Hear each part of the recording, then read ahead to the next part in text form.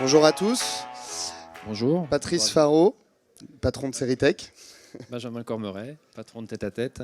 On va vous partager un retour d'expérience sur une migration, celle d'Engage vers Genesis Cloud.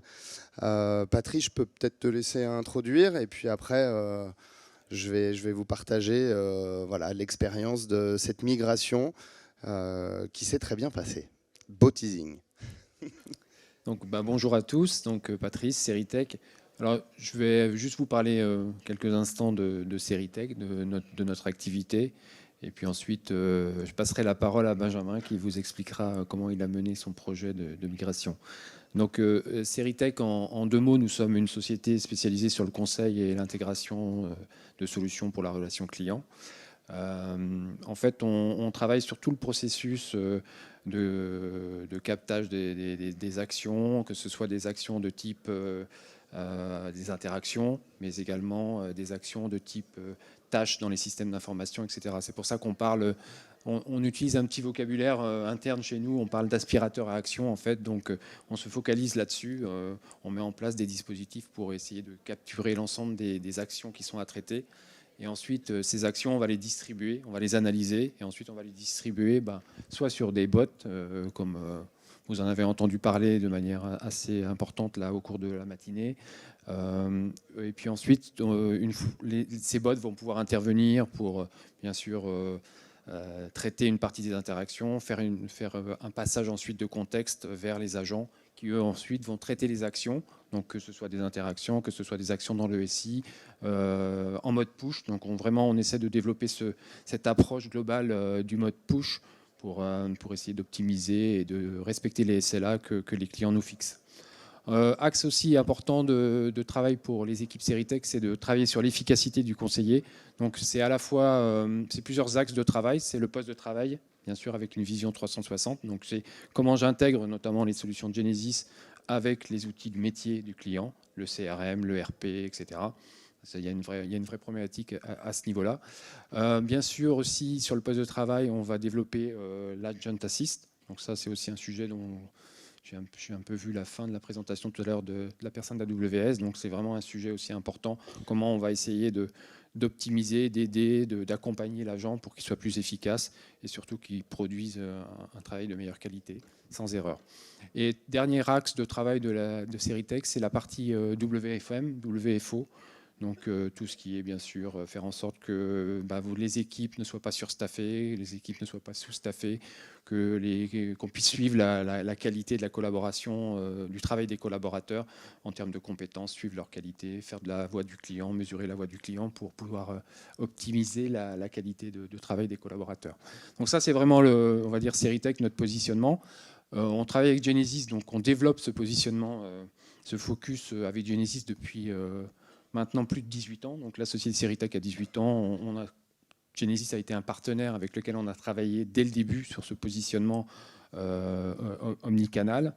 On est aujourd'hui partenaire Gold de Genesis, donc ce qui bien sûr est un gage de qualité, d'excellence dans la collaboration, dans la formation de nos collaborateurs et dans les certifications qu'on propose. On est aujourd'hui, la base client Genesis représente à peu près 10 000 utilisateurs, donc ça veut dire 10 000 personnes qui travaillent au quotidien sur les solutions de Genesis et environ 40 clients de tous les secteurs d'activité. Donc voilà, on peut tous travailler avec vous au quotidien. Et en termes de prestations, là, je ne vais pas détailler, mais on a une approche assez souple avec des prestations à la carte. On peut intervenir sur la partie conseil, on peut intervenir sur la partie mise en œuvre, accompagnement. On fait plus ou moins d'interventions. Benjamin pourra en parler, et ça sera notamment un des sujets de son intervention. Voilà. Et puis on fait aussi du support 7/7, 24/24 pour ceux qui sont intéressés. On travaille notamment pour les SAMU, donc en fait on a monté une équipe en capacité de répondre aux besoins des SAMU. Merci Patrice. En ce qui me concerne, Tête à Tête, donc moi je dirige le centre de relations clients Tête à Tête. Nous sommes BPO, outsourceur. Donc nous accompagnons les marques dans la gestion de leurs relations clients et leur développement commercial. Donc nous mettons en place tout un tas de dispositifs eh bien pour les aider en ce sens. Tête à tête, c'est une des marques du groupe The Lynx, basé à Nantes. Groupe The Lynx qui a 40 ans cette année. C'est 200 personnes réparties sur les 4 marques. Tête à tête représente à elle seule à peu près 140 collaborateurs. Le centre de relations clients, c'est un peu plus d'une centaine de positions. 40 ans d'existence, donc on a connu nous plein d'outils.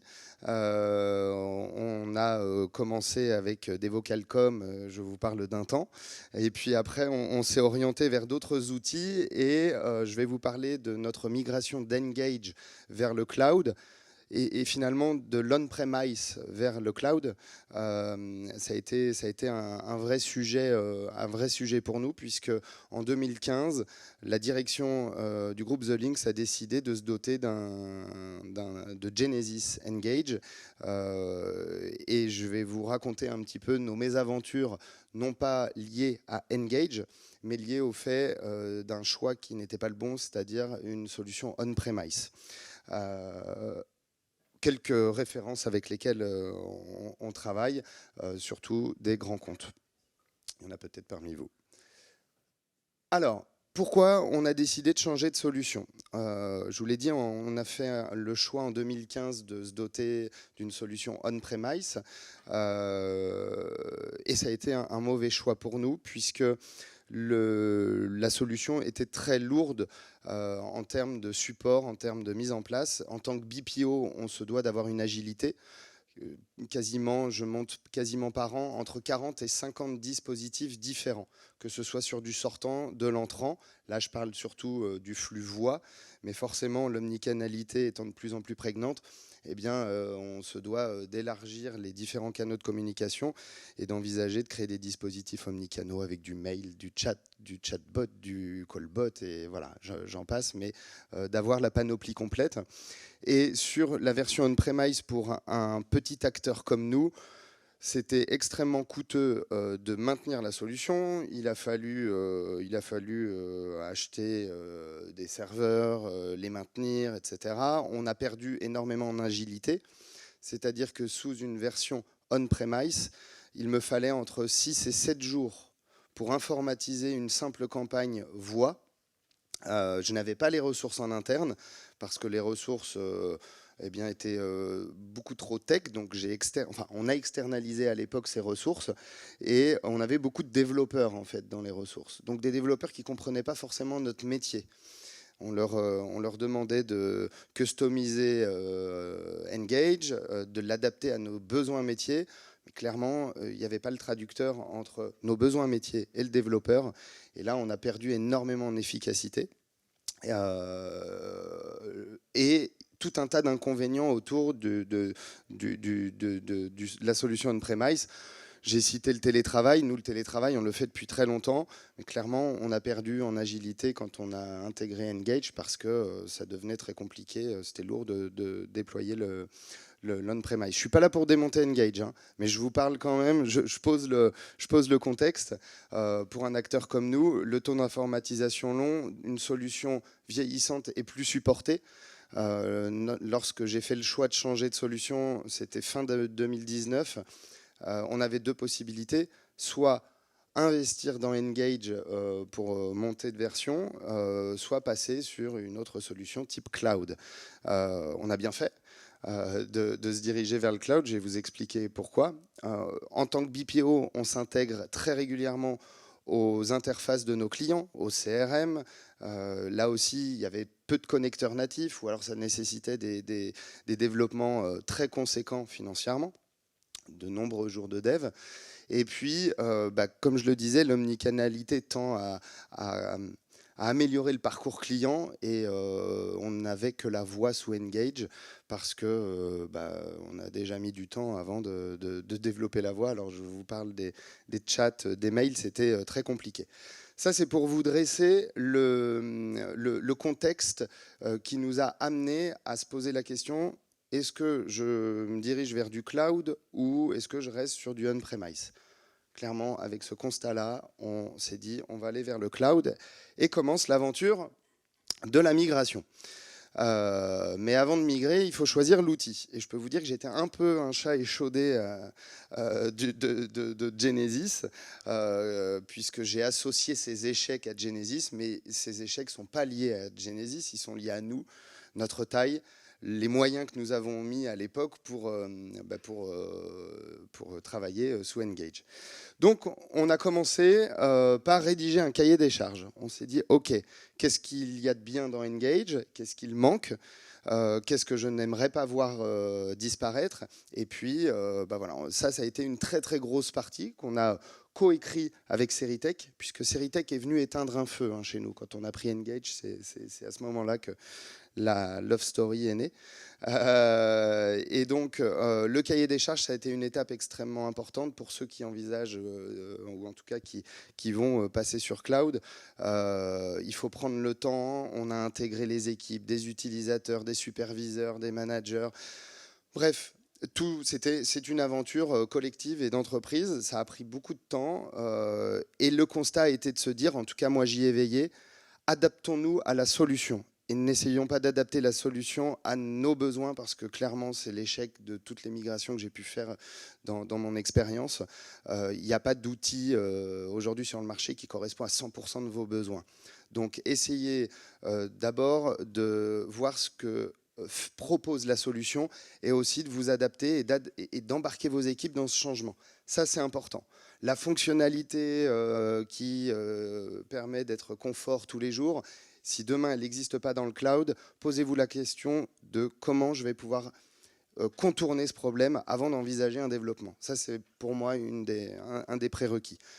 Donc ça permet déjà d'amener les équipes à changer. Ensuite, le benchmark. Et donc là, j'ai benchmarké pas mal d'acteurs.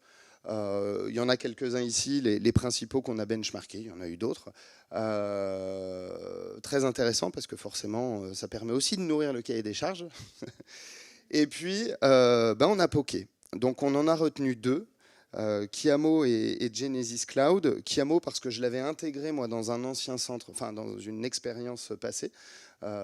J'étais très satisfait de Kiamo et j'étais plutôt parti pour aller vers Kiamo parce que le fait de connaître ce terrain de jeu levait énormément de peur. Donc, je me disais, OK, mon choix est fait. Et en fin de compte, en découvrant Genesis Cloud, je me suis rendu compte qu'il y avait énormément d'avantages versus tous les autres éditeurs que j'avais pu rencontrer.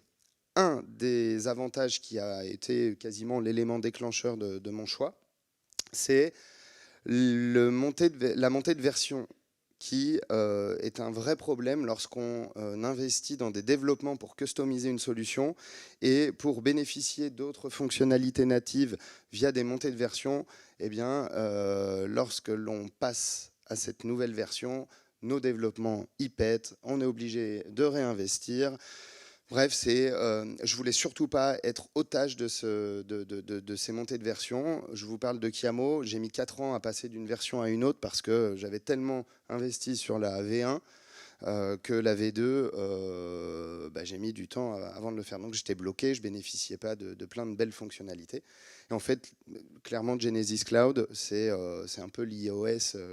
Je vais faire le pendant rapide, mais grosso modo, rien ne pète quand vous passez d'une version à une autre. Et ça, pour mes équipes tech, pour mes utilisateurs et puis pour mon portefeuille, c'était parfait.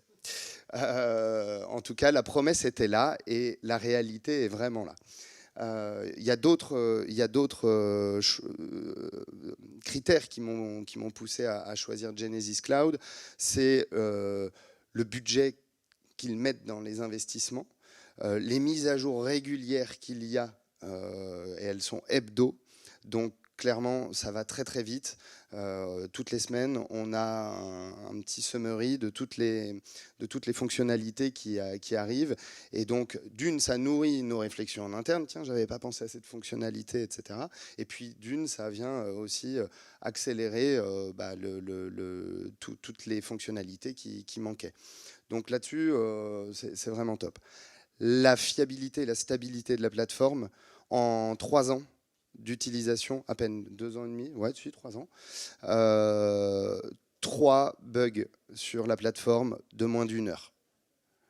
Clairement, quand avant je connaissais des coupures d'une journée, 2 journées de... Bon, ça c'était plutôt de notre fait, notre infrastructure, mais on a vraiment gagné en efficacité, en sécurité, pour le plus grand des bonheurs de mes clients. Donc on a choisi Genesis et là, branle-bas le combat. Moi j'ai réinternalisé des ressources puisque tout était externalisé et que des devs. Donc clairement ma compétence métier était déjà en interne. Je me suis dit il faut que je m'entoure de personnes, de techos, excusez-moi du terme, mais ils y seraient là, ils me diraient tu fais bien de le dire, mais de techos qui... maîtrise d'abord notre métier, ça c'était important. La relation client est un métier et j'avais besoin d'un traducteur. Et en fait j'ai pris quelqu'un assez jeune, plutôt profil qui aime mettre les mains dans le cambouis, plutôt qu'un pur expert. Et en fait je pense que ça a été le bon choix parce que cette solution de Genesis Cloud est adaptée à tout profil et même novice, tellement elle est user-friendly, tellement elle est simple et intuitive dans son utilisation. En fait, en intégrant une personne en tant que coordinateur de projet informatique, vraiment une personne liée, enfin, dont la mission était de paramétrer Genesis Cloud, l'intégration a été faite par Seritech, eh bien, on s'est dit, OK, on va se faire la main. On avait déjà une 50aine d'opérations en run. L'idée, c'était pas de tout péter. On avait des usines à gaz aussi en run. On s'est dit, oh là, mais comment on va faire pour migrer 50 opérations sans qu'il y ait de soucis et d'insatisfaction client? On s'est dit, on va se faire la main sur les nouvelles opérations qu'on va lancer. Et les nouvelles étaient principalement de l'outbound. Donc prise de rendez-vous, vente à distance, mais quand même lié à de l'omnicanalité. Il y avait du SMS, du mail, de la confirmation, du back-office, donc du chat, ce genre de choses. On a mis ça en place, enfin on a commencé à jouer avec Genesis Cloud pendant à peu près 4 mois. Et là, ça a été, je dirais, la période cruciale et la période qui nous a permis d'en faire un succès derrière parce qu'on l'a fait main dans la main avec Seritech. Seritech a été très présent au départ, avec des avant-ventes, avec des vrais techniciens. Ils nous ont permis d'apprivoiser la solution, ont été très présents en physique chez nous, pour à la fois former, je vais l'appeler Lucas, il s'appelle Lucas, donc mon coordinateur de projet informatique. Moi, l'objectif était d'être autonome le plus rapidement possible, de ne pas dépendre d'un intégrateur, de ne pas dépendre de développeurs pour avoir l'autonomie la plus rapide possible. Et c'est au bout de 4-5 mois qu'on a commencé à réduire un peu la voilure avec Seritech, parce qu'en fait, la prise en main s'est faite très rapidement. On a fait nos armes sur la outbound, et puis on a décidé ensuite de migrer nos campagnes à outbound progressivement vers Genesis Cloud. Il y avait là aussi sur du sortant, et c'était pas je dirais le critère premier que mettait en valeur Genesis Cloud. C'est pas le sortant qui est le plus développé, c'était l'entrant. Justement, on se disait bon, on va commencer par le plus dur. Et donc on a migré progressivement nos opérations, principalement que sur de la voix. On s'est fait nos armes là-dessus. Et puis ensuite, on a commencé la migration des campagnes entrantes, là où il y avait déjà de l'omnicanalité. Et clairement, quand je dis usine à gaz, c'est qu'on a dû remettre à plat beaucoup de choses. Et ça fait un écho à ce que je vous ai dit tout à l'heure. C'est ce fameux cahier des charges et cet accompagnement au changement. On a dû, à un moment, faire le deuil de l'existant et se dire comment on se réinvente. Donc ça a été une vraie opportunité pour nous d'alléger nos dispositifs, de les renforcer sur différents canaux, de se structurer, d'en ajouter des nouveaux, de recréer du lien avec nos clients. Et ça, on l'a fait également en parallèle avec l'accompagnement de Seritech. Mais vous voyez, la migration de 50 opérations s'est faite à peu près en 14 mois. On a clapé la fin de la migration en septembre 2022. Et clairement, l'orientation, maintenant, c'est vraiment d'intégrer l'Agent Assist. On y est allé step by step. On n'est pas parti tout de suite sur de l'Agenta 6 parce que déjà le niveau de maturité n'était pas celui d'aujourd'hui, début 2021. Et donc d'intégrer de l'IA, IA générative. J'ai entendu plein de belles choses sur le témoignage d'AWS ou d'Orange. On est clairement aujourd'hui en train d'intégrer l'agent Assist, là aussi avec l'aide de Seritech, parce que Seritech a une longueur d'avance sur nous. Il vient nous... Vu qu'il connaît bien notre activité, vous êtes aussi très proactif. Vous arrivez avec des insights en disant tiens, est-ce que tu as essayé cette fonctionnalité? Et on les essaye dans le lab.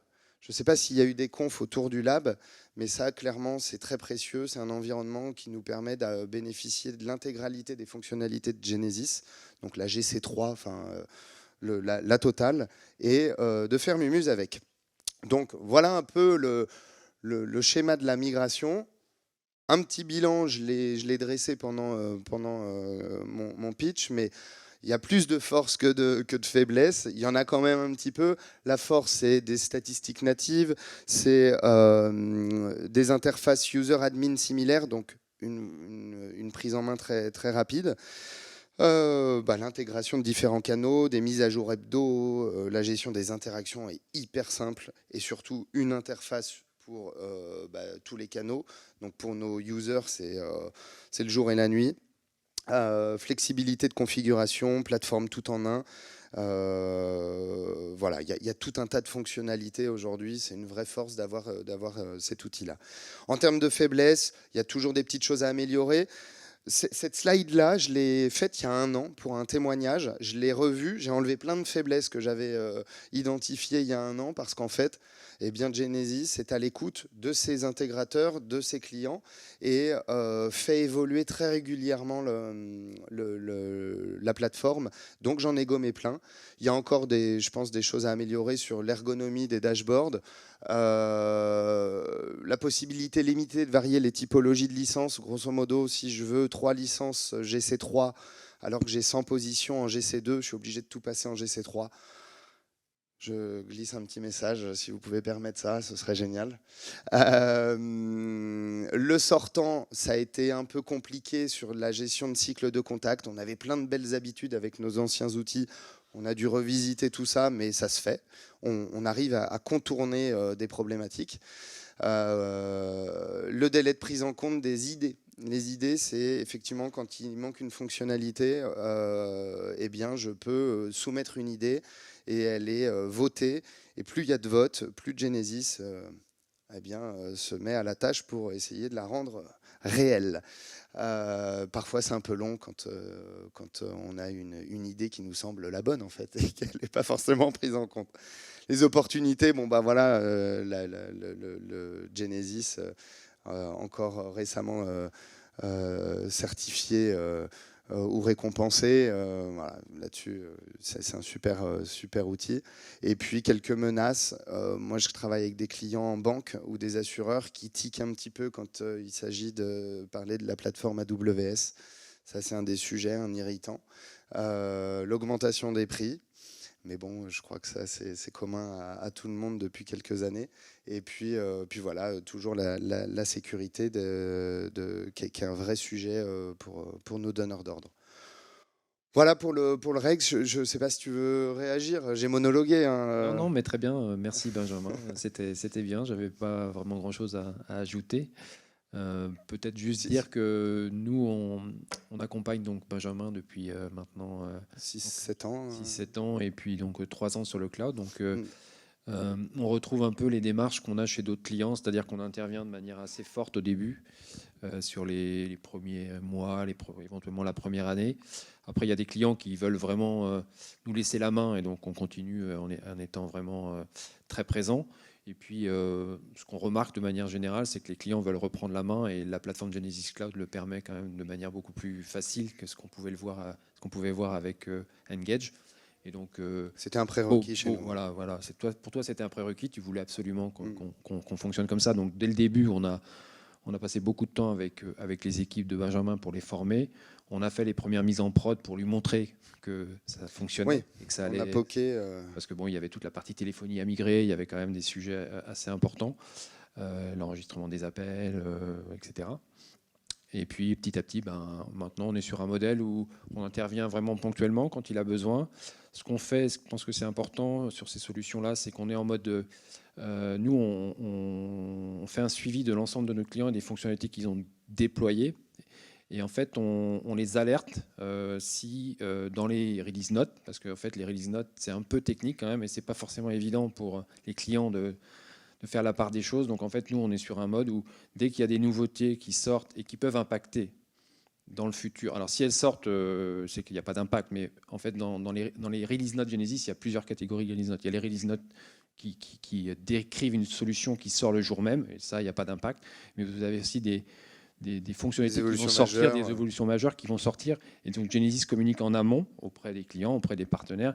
Et là, il faut faire quelque chose sur la plateforme pour qu'elle puisse continuer à fonctionner. Donc là, nous, on a un mode de veille et on reste attentif à ces nouvelles fonctionnalités qui vont sortir et qui peuvent avoir un impact pour préparer les clients à la mise en prod de ces nouvelles fonctionnalités. Il n'y a plus de montée de version majeure, ce qui était un inconvénient pour pas mal de clients sur Engage. Mais il y a quand même de temps en temps, une fois par an à peu près, des attentions à avoir sur ces fonctionnalités qui peuvent avoir un impact sur votre... Mais on s'y prépare, voilà, elles ne sont pas subies. Non, voilà, exactement, on les anticipe. Bon, un cas classique, c'est des API, par exemple. Une ancienne API qui va être arrêtée et il y a une nouvelle API qui sort. Si le client l'utilise, il faut qu'on le prévienne pour lui dire attention, il faut que tu modifies ton développement, tout simplement. Et à telle date, Genesis va arrêter l'ancienne version d'API, donc il faut s'y préparer. Merci à vous. Merci. Merci beaucoup. Merci, messieurs.